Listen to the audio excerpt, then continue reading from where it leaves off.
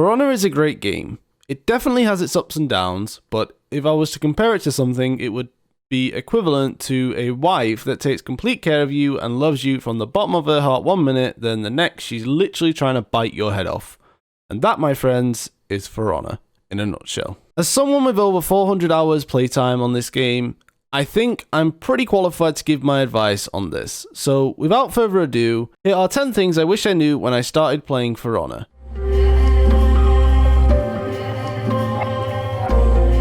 So when you first load up For Honor, you'll find, unless you are spending money, you are very limited to the characters you can choose. So don't be expecting to be whipping out that Griffin or that Warlord or the Warmonger or anyone like that, or Centurion even, if you aren't prepared to spend a little bit of money to get those characters. Not the end of the world if you can't play those heroes, just don't expect to be playing them from the get-go. Unless you are spending money, or unless you have picked like a certain faction, you'll be stuck with Warden, Raider, Kensei, and whatever faction you choose. Like, for example, if you chose the Knights, you would get Peacekeeper, Lawbringer, and Conqueror as well. And if you chose the Vikings, you get Warlord, Valkyrie, and Berserker, and so on and so forth. All factions apart from the Wulin, might I add, as well. Those are separate. So my first tip would be get the hang of one hero to start with. And my personal recommendation right now would have to be Raider. Mine is Warden, but Raider is also a very good hero right now. He's got hyper armor, he has soft feint attacks, he has an unblockable. He's just a really good hero to get the hang of right now. And for those of you that are new to the game, I would recommend that you give him a go. He is very strong for what he is right now. Plus you get him for free, so why not?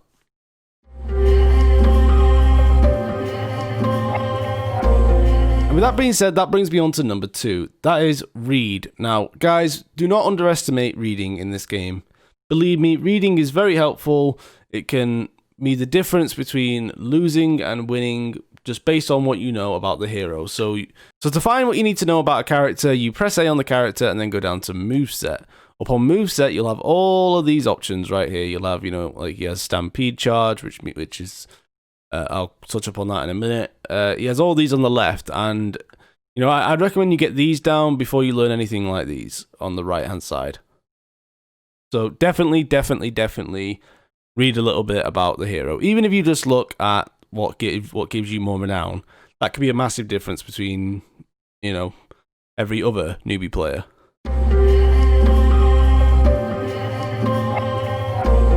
Speaking of reading, if you're like me when you started playing, you probably don't have the slightest clue what these symbols mean. Like on the right side here, you got chain attacks, like unblockable symbol, you're like, what the hell are these things? Now, I fully recommend you don't overload yourself with this when I show you this, but if you press the left trigger in, or I don't know what it is on mouse and keyboard, so I'm sorry, but whatever it is that you need to press, I don't know what it is, it could be anything, just look where it says icon legend, or, whatever, like in your language it is.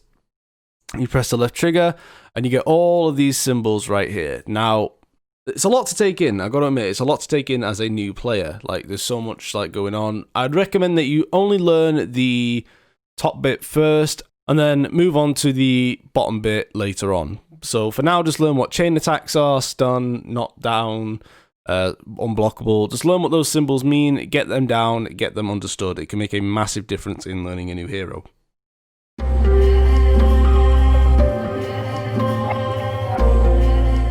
Alright, so now you have your character that you want to play. You have learned what your character does, and now you want to get into a game for the first time. This brings me on to my number 4 tip, which is do this before you even consider, and I mean even consider going into the game, because this can make a massive, and I mean a massive difference, and it should be set like this by default, but it's not. It's just not.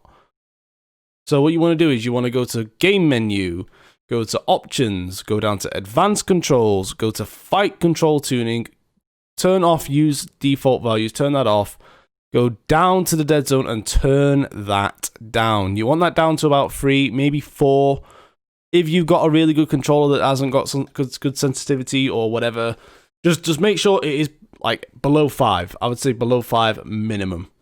You can adjust all this other stuff if you want to. I wouldn't fully recommend it because it's yeah, you're trying to learn on a different level then compared to everyone else, but If it works for you, it works for you. All I'm going to say is the most important one is that dead zone. You want to turn that down to below 5. Now, what this does is makes it so where your controls are a little bit more responsive. So if you move left with the right stick, for example, your guard will be left sooner than it would have been if it was set to the default dead zone. I hope that makes sense. It's a very small change, but it helps a lot.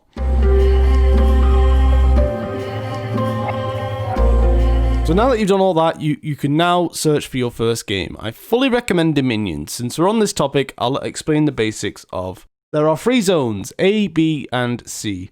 You need to capture and hold these zones until your score reaches 1000. When it does, the enemy team will have 1 life left each. You kill them and you win.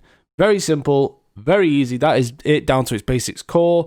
There is a little bit more to it, but it's not that much different really. It's just like little things like, learning what each zone is better to capture, and all that other stuff you'll pick it up. Just worry about the basics of the game modes right now.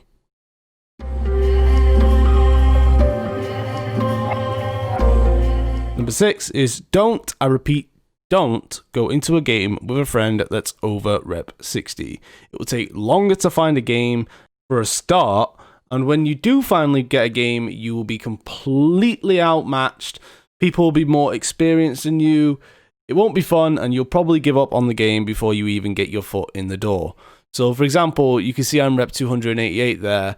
Now, I have friends that are rep 1 to rep 10. I try to avoid playing with them as much as possible, even though they want to play with me, because it's just not fun. It takes longer to get into a game for a start. Like I've just said, it's just, if you're going to get into this game, you're going to want to have the most enjoyable experience possible. So if you have a friend that's like, rep 1 or something, then go ahead, bring them in.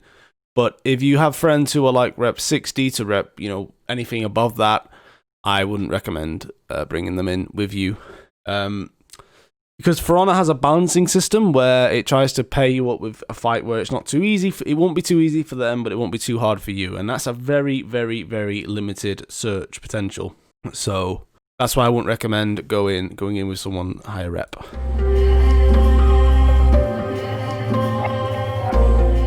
So at this point, you've had a few games and you kind of have the basics down and you kind of understand what you're doing. You're still a little bit newbie, but you've got a little bit of an idea of what's going on, but you're still you're still clueless. Now, this is where feats come into play. You won't own all the feats from the get-go. You will have maybe the first one and maybe the second one if you push yourself hard enough. But you'll only have the first feat. So for example, with Raider, as I said earlier, he gets Rush, he gets the Second Wind, Fire Flask, and Marked for Death.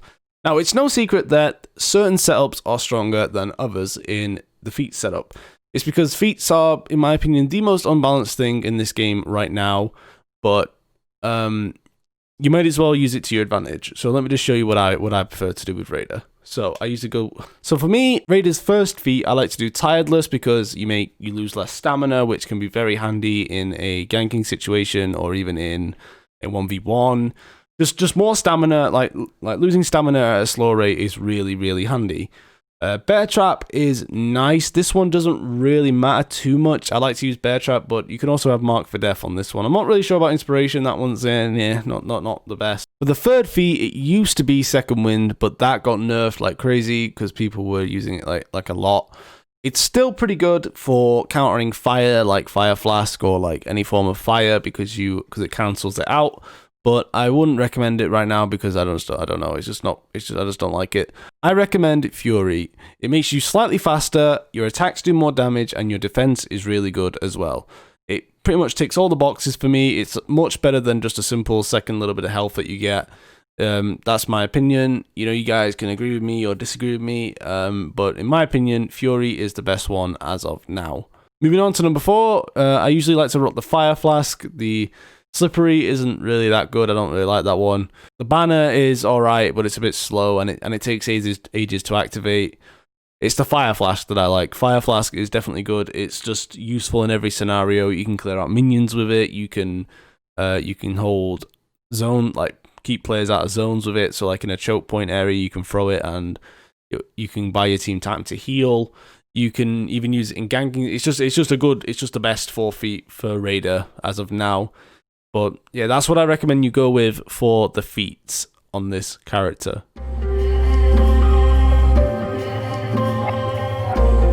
Moving on to number 8, that is play the campaign. It may be outdated and won't help you in multiplayer. Honestly, it won't help you in multiplayer. It's not good enough in multiplayer right now, but it will at least give you some idea of what you need to know about the combat. It will give you some foundations. Like, for example, you will learn how to block and all that stuff. You'll just learn the basics, and you'll get a bit of an idea of what you're doing in the game. And plus, the story is pretty good, so I would recommend that you play through it. I've actually completed the campaign, the whole thing. So yeah, I definitely recommend that you do not overlook the campaign. It will help you out a lot as a new player.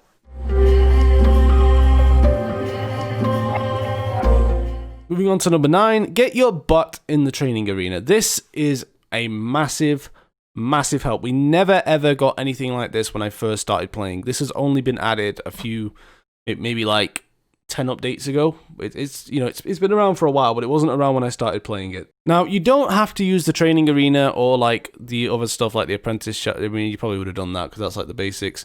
The warrior trials, you don't have to do anything like that. But what I recommend you definitely give a go is the hero tactics. This is very useful. Like, it will teach you basically how a character works, like just the basics of it. You won't master the character, but you'll learn him with the hero tactics. So I definitely recommend that you give hero tactics a go. My last tip for you guys is just be patient with the game. Just be patient. Do not set out to be the best right away. It will come in time. Like, this game is one of those games that it's more about repetition than getting the general knowledge. So you'll get muscle memory and all that fun stuff. And try to remember that fights won't always go your way. It's hard to remember that when you've just been beaten, the guy's teabagging and saying thanks and all in the chat. You have to remember that you're not going to win every single fight that you come across. So yeah, I hope this video helped you guys. These are the things that I wish that I knew. If you would like me to do another video on this, but for PC players, let me know and I'll do a video on that. Anyway, I really appreciate it if you watched to the end. I hope you get far in the game and maybe one day even be better than everyone, like, the number 1 ranked. So you could be number 1 ranked in the making for all I know. So anyway, thanks for watching. I'll see you on the next one. Peace out.